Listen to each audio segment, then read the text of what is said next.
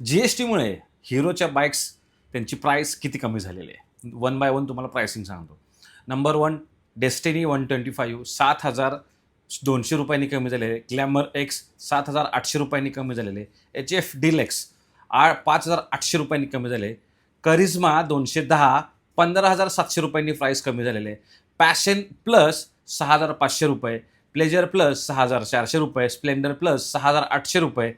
Super Splendor XTEC 7,200 रुपये. Zoom 110 6,500 रुपयांनी स्वस्त झालेले आहे.